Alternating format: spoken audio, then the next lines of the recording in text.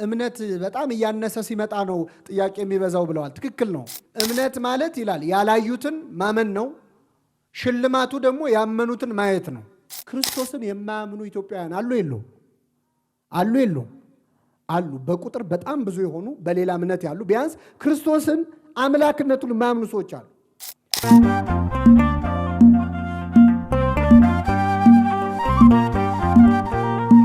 ፍትሐ እግዚአብሔር ላይ የሚነሳ ጥያቄ መጀመሪያም የተነሳው ጥያቄ ላይ ፍትሐ እግዚአብሔር ተነስቷል።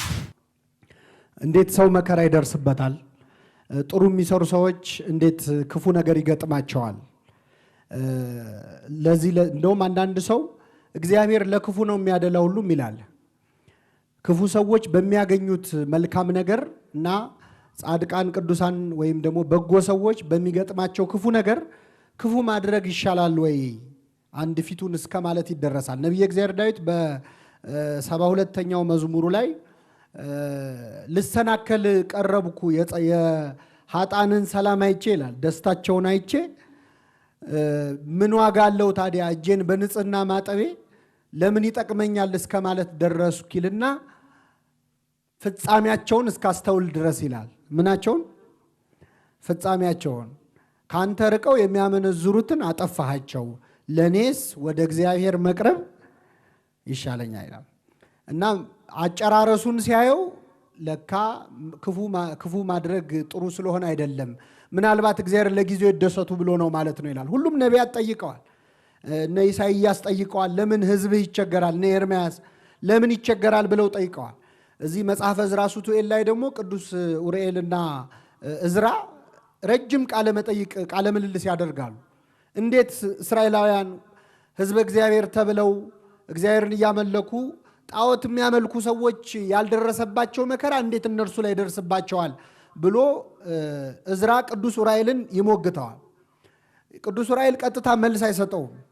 ስለ ነፋስ፣ ስለ ውሃ፣ ስለ አፈር ይጠይቀውና አንተ ስለተፈጠርክበት ነገር የማታውቅ ከሆነ እንዴት የእግዚአብሔርን ባህሪ ትመረምራለህ? አንተ የምትፈርስ የምትበሰብስ፣ አንተ የማይፈርስ የማይበሰብስ የእግዚአብሔርን ፍትሁን አንተ አታውቀውም ይላል። ስለዚህ ይሄ ጉዳይ እዚህ ምድር ላይ ሆነን ይሄ ነው መልሱ ብሎ መመለስ ራሱ ድፍረት ነው።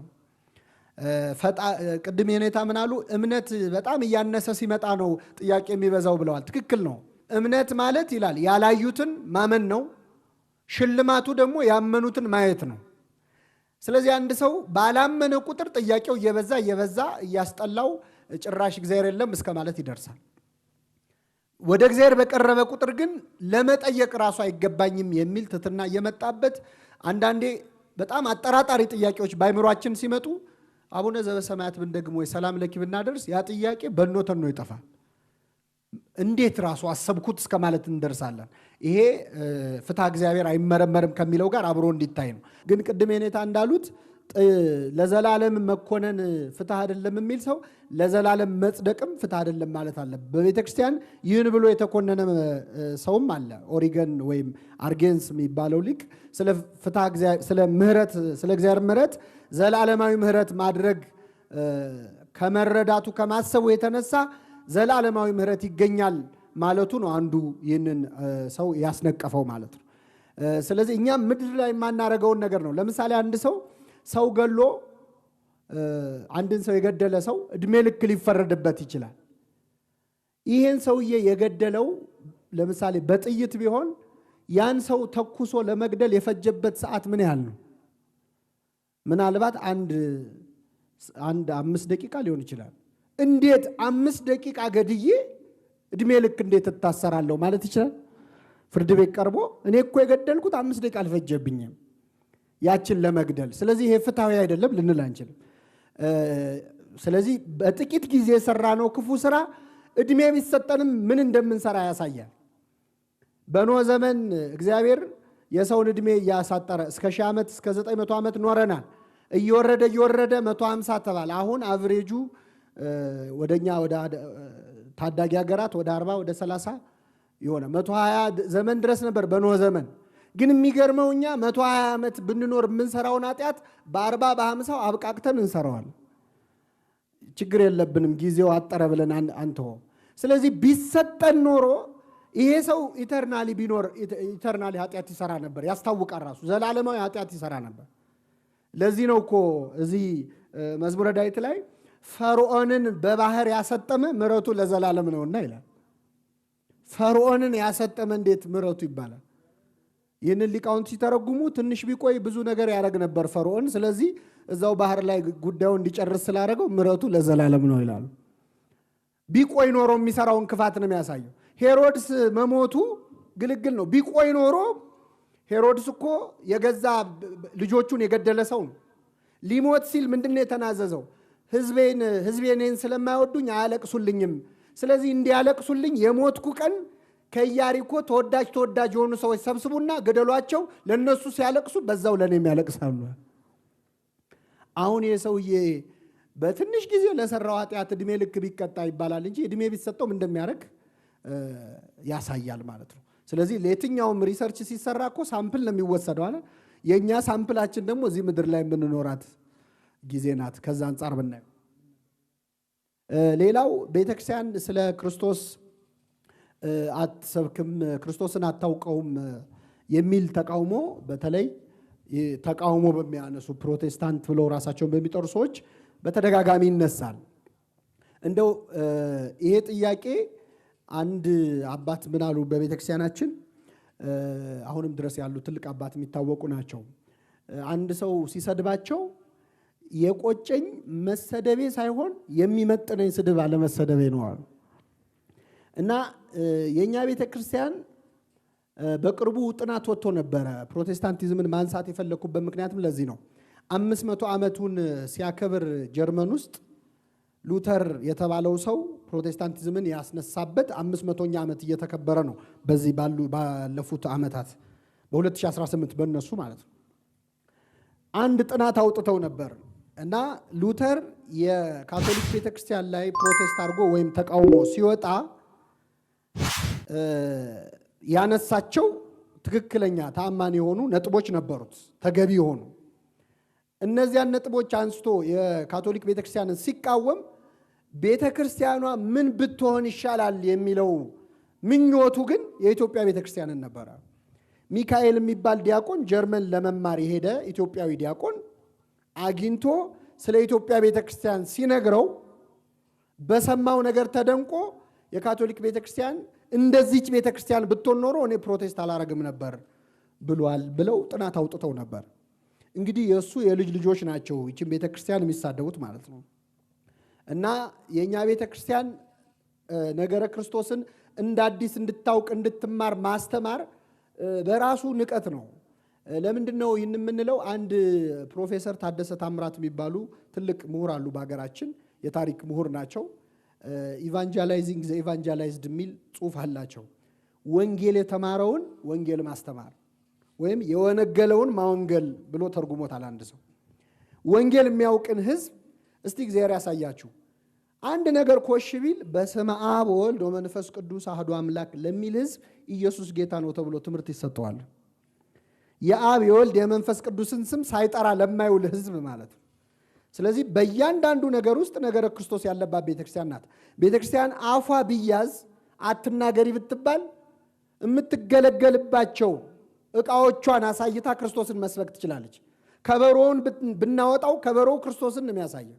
እላዩ ላይ ያለው ሰንበር የተገረፈበት ሰንበር ነው። የለበሰው ቀይ ጨርቅ በዕለተ ዓርብ ያለበሱት ልብስ በደሙ ምክንያት ቀይ መሆኑን ነው። በደሙ መነከሩን ነው የሚያሳየው። በአንገታችን አድርገን ብንወዛወዝ ከበሮውን የተሸከመው ሰው መወዛወዙ ክርስቶስ ታስሮ ወደፊት ወደ ኋላ መጎተቱ ነው። መቋሚያ ይዘው ካህናት ወዲያ ወዲህ ቢሉ መስቀል ተሸክሞ መውደቅ መነሳቱን ነው። ቢጠመጥሙ የሾህ አክሊል ነው። ቢያሳልሙን መስቀል ነው። ጉልላት ላይ ቢሆን መስቀሉ ነው። ስለዚህ ቤተክርስቲያኗ እንኳን በአጠቃላይ በጽንሰ ሐሳቡ ደረጃ ይቅርና ማንኛውም ስርዓተ ቤተክርስቲያን ወይም ሪቹዋልስ የሚባሉት ሁሉ ነገሮች ቢታዩ ቅዳሴዋ፣ እያንዳንዱ ስርዓቷ ነገረ ክርስቶስን ከፍ የሚያደርግ ነው። ከሁሉ በላይ ክርስቶስን በእግርም በግብርም ነው የኛ ቤተክርስቲያን የምትከተለው። ጾመ ብላ ትጾማለች።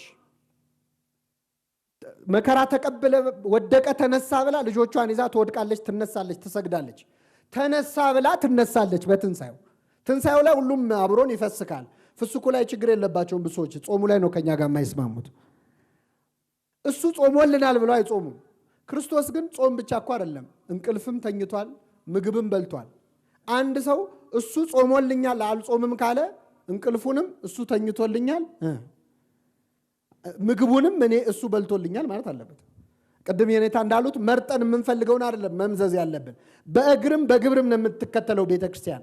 ክርስቶስ መናኝ ነበር፣ በምድረ በዳ ነበር፣ ቤት አልነበረውም። አሉ መናኞች። የኛ ቤተክርስቲያን የመናንያን ቤተክርስቲያን ነች። ምንኩስናው አለ። ክህነቱ ብቻ አይደለም፣ በጋብቻ መወሰኑ ብቻ አይደለም። ክርስቶስ ያደረገውን ጋብቻን በቃና ዘገሊላ ሲባርክ አይታለች። ጋብቻን ታከብራለች፣ ከፍ ታደርጋለች። ስለዚህ ክርስቶስን መከተል በእግርም በግብርም ነው። ቤተክርስቲያን በእያንዳንዱ ስርዓቷ ውስጥ ትሰብከዋለች። ይህን ጥያቄ በቀላሉ ለመመለስ የሚቸግረው ከየት እንደምንጀምር ግራ ያጋባል። አንድ 50 እግር የሚባል ትንሽዬ እንስሳ አለ አይደለ? እና 50 እግር ቃለ መጠይቅ ተደረገ ይባላል። እና ከ50ዎቹ እግሮች መጀመሪያ ልትራመድ ስትል የቱን ነው የምታነሳው አሉት። እና ይህን ጥያቄ ለመመለስ ሲሞክር መሄድ አቃተው አሉ። ከየትኛው ይጀምር? አሁን የኛ ሊቃውንት ቤተክርስቲያን ክርስቶስን አሰብክም ሲባሉ ግራ አፋቸው ይተሳሰራል። ምክንያቱም ከየቱ ይጀመር? ማህሌቱ፣ ሰዓታቱ፣ ቅዳሴው፣ እያንዳንዱ የቤተክርስቲያኒቱ ስርዓት ነገረ ክርስቶስን ነው የሚሰብከው። እና ለኛ የሚሰብኩትን የሚገርመው አገራችን ውስጥ ክርስቶስን ያመነች ቤተክርስቲያንን እንሰብካለን የሚሉ ሰዎች ክርስቶስን የማያምኑ ኢትዮጵያውያን አሉ የሉም? አሉ የሉም? አሉ። በቁጥር በጣም ብዙ የሆኑ በሌላ እምነት ያሉ ቢያንስ ክርስቶስን አምላክነቱን የማያምኑ ሰዎች አሉ። እነሱ ላይ ለምን እኛን ለመረበሽ የሚደረገውን በጀት አዙረው ለምንድን ነው ወደ ሌሎች የማያዞሩት? ችግሩ ምንድን ነው? ልክ እንደ ነገረኛ ጎረቤት ኦርቶዶክስ ቤተክርስቲያን በሌለችበት ማበብ አይችሉም። ፕሮቴስት ካላረጉ፣ ካልተቃወሙ፣ ካልነቀፉ ማለት ነው። እና የኛ ቤተክርስቲያን ክርስቶስን በህይወቷም በቅዳሴዋም በስርዓቷም ትሰብከዋለች። ቅዳሴው ብቻ ራሱ ነገረ ክርስቶስን እንዴት እንደሚያሳይ ከጅማሬ እስከ ፍጻሜው ከልደቱ እስከ እርገቱ የሚያሳይ ነው። ቅዳሴ የተጀመረ ማለት ክርስቶስ ተወለደ ነው። ካህናት የሚነሱት ከቤተልሔም ነው። ከዚያ ወደ ቤተ መቅደስ ይመጣሉ፣ ወጥቶ ማስተማሩ ነው። ከዚያ በታቦቱ ላይ መሰየሙ መሰቀሉ ነው። ታቦቱ ቀራንዮ ነው። ታቦቱ ላይ የተጻፈው አልፋና ኦሜጋ ነው። በታቦቱ ላይ ጉልበት ሁሉ ለኢየሱስ ክርስቶስ ስም ይስገድ ነው የሚለው። ይሄ ቀራንዮ ነው። እዚያ ላይ ታቦቱ ላይ ስጋው ደግሞ ይፈተታል። ክርስቶስ ተሰቀለ ማለት ነው። መስቀል ላይ ፀሐይ እንደጨለመች መጋረጃውን ዘግታ መንጦላይቱን ዘግታ ትቀድሳለች የኛ ቤተክርስቲያን ጨለማውን ለመወከል። መስቀል ላይ በቀኝ ያለው ወንበዴ ጌታ ሆይ በመንግስት በመጣ ጊዜ ምን በለኝ አስበኝ ብሏል። ቅዳሴ ላይ ያለነው ወንበዴዎች ደግሞ ተዘከረን እግዚኦ በውስተ መንግስት እንላለን። ከዚያ በኋላ ስጋው ደግሞ እንቀበላለን። ያ ድርገት ይባላል። ክርስቶስ ከኛ ጋር አንድ ደርጋ እንዳደረገ ነው። ድርገት አንድነት ነው። ስጋው ደግሞ እንቀበላለን። ከተቀበልን በኋላ ካህናቱ አቀብለውን አመስግነው ጸሎት ሰጥተው ወደ ቤተ መቅደስ ይመለሳሉ። ይሄ ደግሞ እርገት ይባላል። ክርስቶስ አረገ ማለት ነው። ተወለደ ብለን ጀምረን ክርስቶስ አረገ። ወደ መቅደስ ሲገቡ መንጦላይቱ መጋረጃው ይዘጋል። ክርስቶስ ሲያርግ ደመና ሰውራ ተቀበለችው ይላል። ክርስቶስ ባረገ ጊዜ ሐዋርያት እያዩት ደመና እንደሰወረችው ካህናት ወደ መቅደስ ስጋው ደሙን አቀብለውን ሲመለሱ ክርስቶስ አረገ ይባላል። በደመናው ፈንታ መጋረጃው ይዘጋል። ከዚህ ሐዋርያት አንጋጠው ሰማይ ሲያዩ ሁለት መላእክት መጥተው እናንተ የገሊላ ሰዎች ሆይ ስለምን ቆማችኋል? ሲሄድ ያያችሁት ክርስቶስ ተመልሶ ወደ እናንተ ምን ይላል? ይመጣል፣ በሰላም ግቡ አሏቸው።